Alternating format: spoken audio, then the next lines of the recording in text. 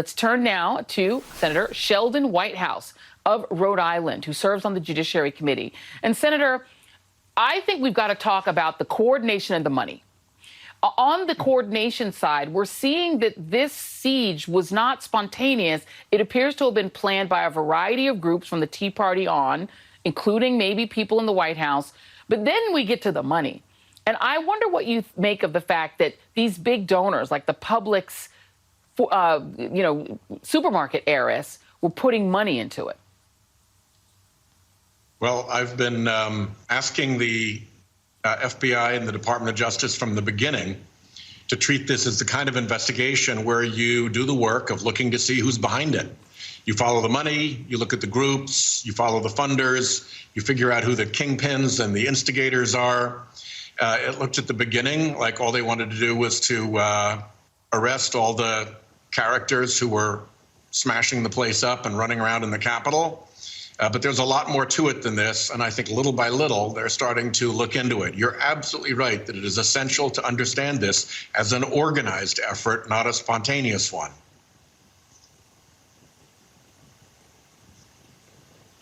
But I want to note that I'm just saying to somebody's telling me in my ear that the senators who were meeting with the White House, I'm just letting our viewers know, have just come out. We're going to get to that just a moment, but I want to stay with the Senator Whitehouse right now.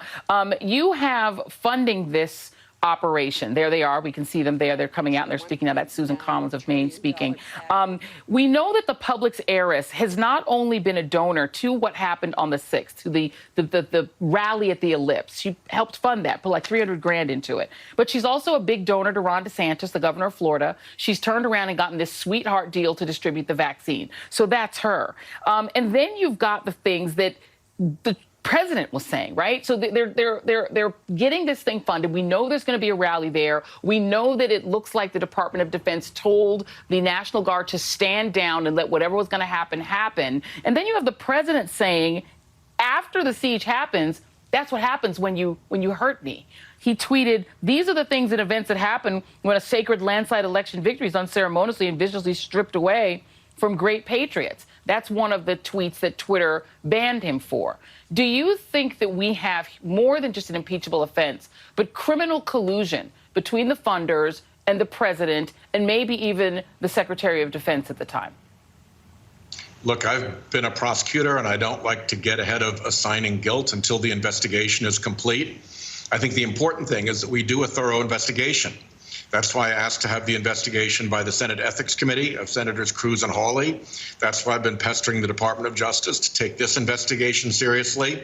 And in addition to all the funding that you mentioned, Joy, there's also the dark money funding. We don't know who those donors are. But behind RAGA, the Republican Attorney General's Association, is a rule of law defense fund that takes money from anonymous donors in big amounts. And we need to dig into all of that. And the public, and particularly law enforcement, need to understand exactly what went on so they can apply the law of aiding and abetting. So they can apply the constitutional standard of aid and comfort. They can apply conspiracy law or even RICO law, depending on where it goes. And let me ask you this, because you've been really great about this. You do these talks, when you're in the United States Senate, you talk about dark money. Are we at a point now where we have to fear that our democracy is being undermined and the undermining of it is being financed by billionaires, by dark money, with the goal of undoing democracy and establishing something other than democracy to their benefit? Yes.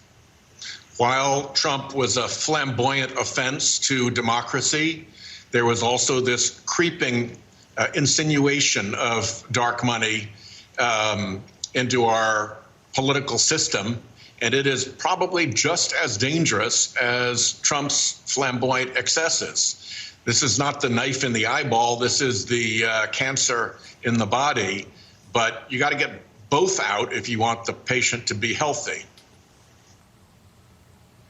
It is a frightening thing. Senator Sheldon Whitehouse, you follow this, daily, and I really appreciate you for doing that. Thank you for spending some time with us this evening. Really appreciate your time. Good to be with you.